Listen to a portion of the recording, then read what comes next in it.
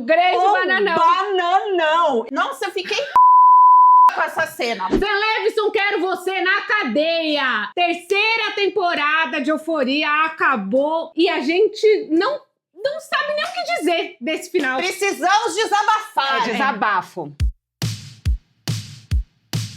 Muito rapidamente, pra começar, essa terceira temporada, ela já começou em volta de polêmicas, né? Porque já vem desde a segunda, enfim. Mas primeiro, atrasou muito tempo pra começar. Todos os atores, eles tiveram uma ascendência grande em Hollywood, inclusive com Jacob Elord indicado a Oscar. Então, primeira coisa, agenda. Ah, beleza, se fosse só isso...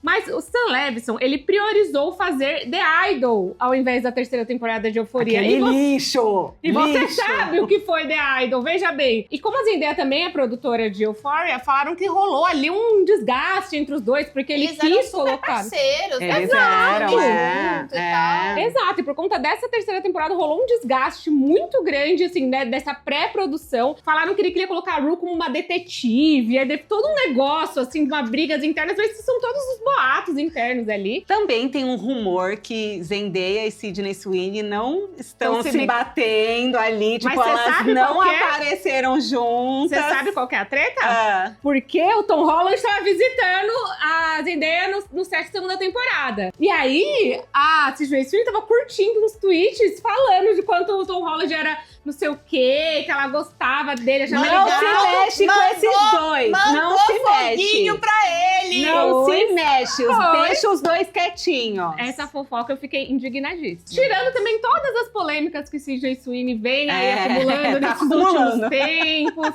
Várias coisas acontecendo, ela é acusada de algumas questões, principalmente questões políticas, as pessoas falam sobre ela prefere se manter extremamente isenta, do tipo, não quero falar sobre isso. Ela já deu entrevistas falando, não falo sobre política, sou apenas uma atriz. Mas também, aproveitando que você estava falando que Zendaya e Sam Levinson eram muito parceiros, teve uma mini tretinha ao vivo ali pra todo mundo no tapete vermelho. O Sam Levinson foi lá, né? Eles se encontraram, Sam Levinson e Zendaya, e aí ele foi dar um abraço, assim, nela, ela deu um abracinho, assim, nele. Ele falou, vamos tirar uma foto junto. Aí ela fez aquela, ai, não posso, estão me chamando ali. Ai, tenho que ir. E vazou. E ele Nossa, eu fica queria com cara... tanto ler esses contratos. Né?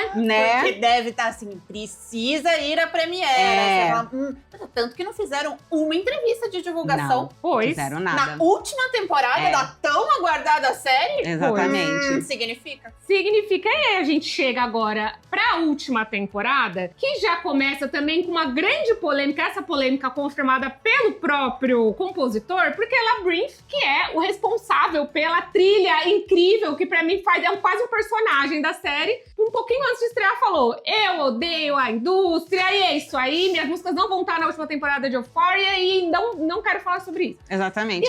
E eu acho realmente que era um personagem, porque parecia que te levava pra dentro da cabeça dos personagens. E aí o Hans Zimmer, ele só fez uma trilha De cinema. De cinema. O grande gancho de toda essa temporada é o cinema. O cinema. Hollywood, as referências, e ele fez uma trilha cinematográfica. Exato. A HBO liberou o cheque e falou, não vai ter o Labyrinth? Vamos dar Hans Zimmer, um dos maiores compositores atuais. Porém, pra gente fazer o nosso desabafo, vamos começar a falar das poucas coisas positivas, que aí a gente já entra na parte que a gente precisa hablar um pouco. Começando com a famigerada fotografia da série. Isso não tem como negar, até em The Idol a gente falava sobre, que é muito bem filmada. A fotografia não é só a luz, não são só as cores, é movimentação de câmera, enquadramento, composição da cena. E isso o Sam Levinson faz muito bem desde a primeira temporada, inclusive virou até case de estudo, de como, sabe, as coisas, a movimentação das câmeras, como fazia e tudo mais. Nas primeiras temporadas era mais inspirada, mas ela ainda continua aqui, né? No último episódio, a última cena da Cassie é linda. Lindíssima. Tipo, você vê ali, nossa, entendeu o escopo de colocar. Mas como é tudo... Não vamos entrar ainda. Vamos entrar ainda. É isso, mas a imagem, ela perde o significado quando você não dá substância, né? Sim. Só fica bonito. Mas é bonito a gente ver foto. Exatamente. Exatamente. E aí, uma coisa também muito boa dessa temporada são as atuações até certo ponto. Mas as atuações, porque você tem um time ali extremamente estrelado. Eu amo ver a Zendaya como Rue. Pra mim, ela some no personagem. Assim, você enxerga a Rue, você não enxerga a Zendaya. Você enxerga aquela menina que tá lá sofrendo com o vício e entendendo o seu lugar no mundo. A Sydney Sweeney é complicado porque ela atua muito bem. A cena do casamento, que ela tá rindo, chorando, assim, você fala... Vai fazer o quê? Dá pra entender. Ela teve um Emmy, ela foi indicada 2 vezes no mesmo ano, por White Lotus e Euphoria. Então, assim, realmente ela é muito boa. Pode falar o que quiser, mas não pode falar que ela é ruim atriz. Não, e mesmo a Zendaya, assim, você pode dar uma lista de supermercado pra ela ler e ela vai ser maravilhosa nisso, entendeu? Como um domingo, nossa, incrível, incrível. Só que... Mas assim, eu quero fazer um parênteses, que eu acho que o Jacob Elord, ele estava de saco cheio. Você vê as primeiras cenas que ele tá com a Cassie, que ele tá naquele momento que ela tá se entendendo ali como uma garota OnlyFans, ele tá tipo assim, é contrato, né, filha? Tem que cumprir. Eu queria ler esses contratos que prenderam direitinho. Pegaram quando não era famoso e prenderam. Mas eu acho que ali tem um negócio assim dele olhar e falar, mano, o que fizeram? O que fizeram com o meu personagem? Esse não é meu personagem. Vou fazer qualquer merda aqui, foda-se. Até que assim, ele é o que mais grava sozinho. Ele quase não aparece com mais ninguém. Ele fica lá no canto dele. Exato. Acho que falaram assim, vamos combinar os dias que ele pode aí, tá ótimo. Mas eu acho que de ponto positivo é isso que a gente é o que podemos oferecer. Eu acho que tá mais que bom o suficiente. Se você concorda com a gente, se inscreve aqui no canal, porque a gente tá sempre falando de séries por aqui, entendeu? Exato. Vamos entrar no que o povo quer, no que o povo gosta, no que o povo tá esperando. Que, gente, eu não consigo conceber o fato de que a pessoa que fez aquela primeira temporada irretocável chegou neste final. E assim, a gente sabe que também tem uma polêmica ali em torno da primeira temporada, porque a Petra Collis, que inclusive dirigiu vários clipes da Olivia Rodrigo, da Selena Gomez, ela tem uma estética muito particular. E a estética da primeira temporada, essa coisa da luz roxa, das maquiagens, aquela coisa muito colorida, mas uma coisa meio no ar ao mesmo tempo, é toda da Petra. E aí o Sam Levinson chupou essa referência, né? Falaram que ela foi contratada, fez isso, mas não levou os créditos, que foram todos pro Sam Levinson. E aí é por isso que a gente não enxerga isso nas outras temporadas também. Então, aquela coisa muito específica, aquela cor, aquele brilho, era da primeira temporada. E quando a gente chega na terceira, parece que a gente vai vendo, porque, querendo ou não, ele escreveu os episódios. Então, se na primeira, meio que havia um entendimento sobre quem eram aqueles personagens, como eles surgiam, como eles evoluíam, eles jogaram tudo no lixo na terceira temporada. Lixo. A primeira temporada, ela é melancólica, mas ela é no sentido, tipo, são jovens que estão perdidos, e aí a droga aparece como um caminho, mas eles também encontram o amor e vão se descobrindo a sexualidade, o corpo, e você vai desenvolvendo os personagens ali. Então, tem uma tristeza, mas também até as maquiagens, a coisa tem uma beleza, tem um pingo de esperança para aquilo. Na segunda e na terceira, você já cai num poço de angústia e nada. Porque ao mesmo tempo que ela é muito pesada, ela é muito vazia também. Não acontece nada. Virou um pornô de tortura. Você é pornô e tortura. E é isso. O arco da Cassie mesmo. Tipo, ele mostra muito, mas ele não... O que ele tá dizendo? Nada. O que ele tá falando sobre isso? Nada. Tem muita gente que comparou com Margot Stanhapuras, que também fala sobre uma menina com problemas financeiros e que vai pro OnlyFans. E outra visão. Outra visão. Ali, e você vê que ele é uma pessoa que tem uma admiração por pessoas que trabalham com sexo e tal, mas é de um jeito tão negativo. Fetichista. Tipo, ele não humaniza essas pessoas. Ele vê só o sexo. E aí...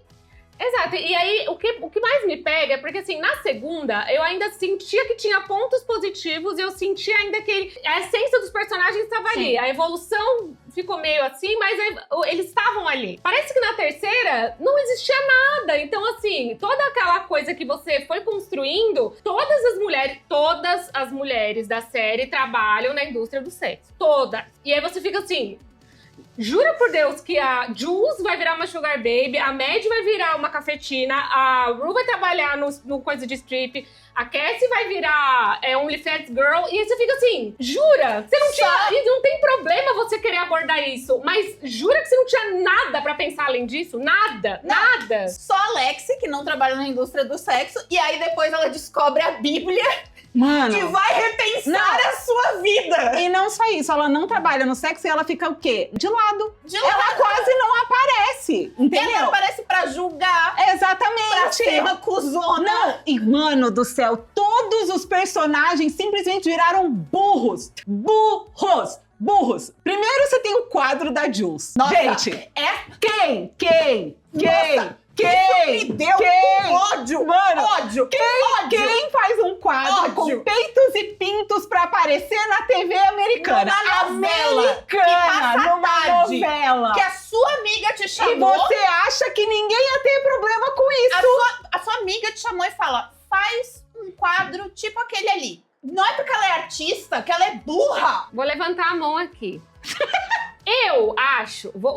eu dei uma viajada sobre essa questão. Porque era uma forma da Jules se expressar, principalmente ela sendo uma mulher trans, do tipo, ela quis colocar essa coisa ali. Eu vou falar pela cabeça que eu acho que eles quiseram fazer nessa cena. Existe um artista chamado Keith Haring, que tudo que ele fazia, ele é muito artístico, muito lindo, só que tudo ele colocava pinto também, tudo. Você vê as obras dele, só que aí hoje eles conseguiram, né, pegar o espólio dele e fazer coisas também vendáveis ali. Mas eu acho que eles quiseram emular algo assim, do tipo, eu estou me expressando artisticamente através disso então, pra falar mais.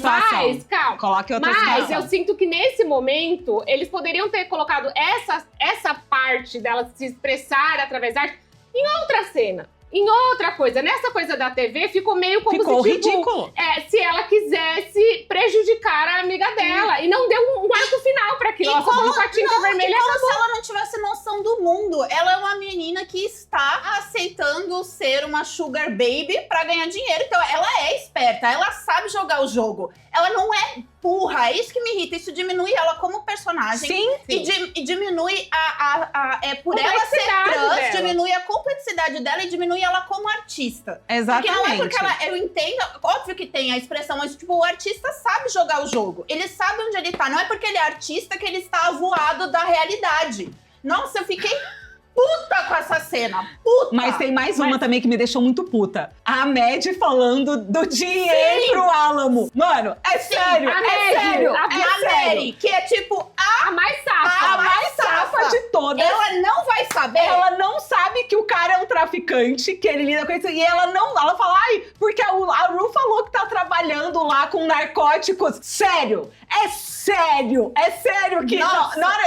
Gente, claramente, quando eu chegava no final e eu via lá, criado, dirigido e escrito por Seu Levson, eu falo assim, Incel Levson, porque eu não consegui entender o que ele fez com as personagens femininas nessa temporada, ainda mais pensando como a construção delas era lá na primeira. Então, eu fico chocada de pensar no fato daqueles episódios especiais, que é o episódio da Jules, o episódio da Ru, que são, pra mim, obras de arte, aqueles episódios. A gente sabe, inclusive, que a Hunter Schafer ajudou a escrever o episódio dela. Como que, de repente, tudo virou pó. E aí, nossa, a Hunter Schafer, assim, tipo, esquecida no churrasco, entendeu? Não, ela tá lá no apartamento, eu pinto um pouquinho e eu apareço no... Nada, é só isso. Esse último episódio, tipo, a Ru morreu e ela aparece lá, pintou, chorou. Acabou, ela não aparece, não tem uma fala. Gente, a Kitty que apareceu agora, tem mais tempo de tela do que a Jules. Não é possível. Não é possível. É um ódio, assim, aí eu acho que toda a construção dessa temporada foi vazia. E aí a gente tava falando do Labyrinth, inclusive, ele fez muita falta. Muita falta. Hans Zimmer, sim, é um exímio compositor, mas a trilha que ele colocou aqui não encaixou com o fato que eles têm que ser algo interno da cabeça. A trilha é pra você sentir estranhamento. Então, quando você põe algo muito épico, por exemplo, a cena do casamento, com a Mad entrando, com a trilha do Bob Esponja, não dá, entendeu? Não dá. Não funcionou. Então, a gente pra pensar, pra mim, o único episódio que me deu quase uma faísca do que era Euphoria foi o episódio do casamento. É o melhor episódio. E eles se juntando, e aí você vê as atuações, você vê as coisas acontecendo, mas ainda assim era só porque eles estavam juntos ali, porque era o que acontecia nas outras temporadas. Nessa foi cada um no seu núcleo, cada um falando o que queria, cada um fazendo o que queria. Eu achei a história da Ru muito chata, pra ser muito sincera. Muito chata, não aguentava ela mais. Ela sendo mula e vai e volta, vai pro álbum. Porque ela não era a protagonista da própria história. Porque quem era protagonista da história dela era o Álamo. E aí você fica assim... Até que termina a série, né? Com o Álamo, com a morte do Álamo. O faroeste lá, do Álamo e do Comando Amigo. Falei, não, e você tem toda uma abertura lá, tipo, pra explicar por que ele odeia mulheres. A mãe dele era uma picareta. Aí ele falou, nunca mais. E aí é isso, aí justifica. E aí... Justifica. Exatamente. E aí, mais uma coisa que me irritou muito nessa última temporada. Ela é muito óbvia. Tudo você sabe o que vai acontecer. Um exemplo. Aparece o Como Domingo lá, também, o início dele, ele escrevendo o nome de todo mundo que morreu na pandemia. Fala, o próximo nome que ele vai escrever vai ser o da Ru. Claro. Tudo é óbvio que vai acontecer. O Nate, coitado, assim, tipo... Não, é muito teórico, porque... Tipo, gente, o Nate, que foi um cara que, tipo, apontou uma arma pra namorada, entendeu? Tipo, ele era um cara completamente tóxico, ele virou só um banana. O grande bananão. Bananão! Você acabou com o personagem, com aquele personagem que era um antagonista ali. Isso pra você, o quê? Ter dó dele? Eu não quero ter dó dele. E não vou ter dó dele. Todo o arco dele com a Cassie foi esquisitíssimo. Nossa. Assim, o arco da Cassie que a gente já comentou, assim, mas tudo o que foi escrito ali, você olha assim, porque a gente não quer ser puritana e falar, ai, não, mas assim, nada daquilo criava sustância pra aquela história. Nada. Era só do tipo, parecia que era um monte de imagens e coisas que não serviam pra levar pra lugar nenhum. E toda aquela sequência lá, que ela fica gigante, aí os peitos na janela. Nossa, que saco! Tipo, você fala, ok, mas... Não, essa parte eu ainda pensei, ele quis fazer algo artístico, fazer algo diferente pra mim. Mas ele no fim não diz nada. Então, não diz nada. Pra mim, é muito pior aquela cena dele fazendo 50 vezes, tipo assim, você põe ela de criancinha com a roupinha, esquisito, mas é proibido no OnlyFans, tá? Exato. Que aí você coloca aí, você coloca ela de cachorrinha, você coloca ela lambendo o pé, você coloca ela de não sei o que, você coloca ela de um americano. Você não precisa colocar 8 fetiches ali na tela, entendeu? Você coloca 1, 2, você já entendeu. Mas era isso e era em vários episódios. Então, tudo pra mim não serve pra nada. Não é que eu achei grave, eu só achei assim, tá bom, mais uma. Pra quê? Por quê? Porque a Cassie não faz nada. Nada. Você não conhece ela além daquilo. Ela é uma puta gostosa que não é levada a sério. Exatamente. E você pensa ela na primeira temporada, que mostra toda a relação dela com a irmã, mostra a relação com o pai, mostra tudo. A questão da Ru com o pai, que era uma questão central na primeira temporada, simplesmente...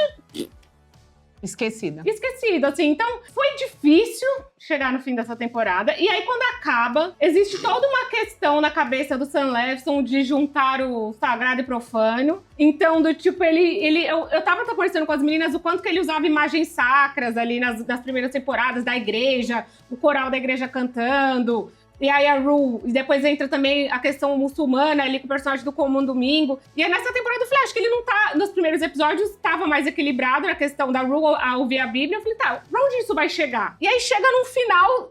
Ele não fez a construção do primeiro episódio pra chegar naquele último. Eu falei assim, como que tudo isso chegou pra esse final? Nada é construído pro final. E ele vai tudo, tipo...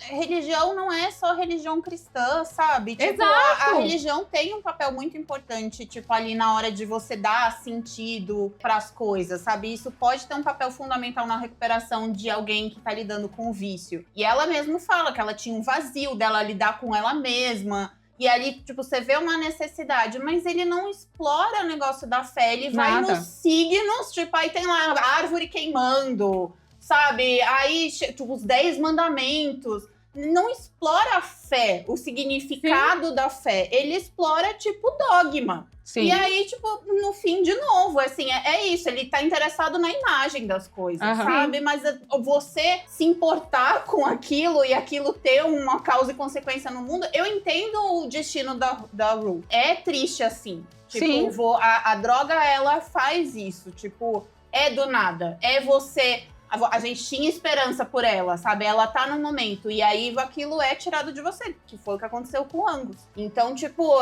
você faz todo sentido aquilo. Mas a forma como é tratado é tão triste, vazio. E aí, do nada, você vira um filme do Tarantino.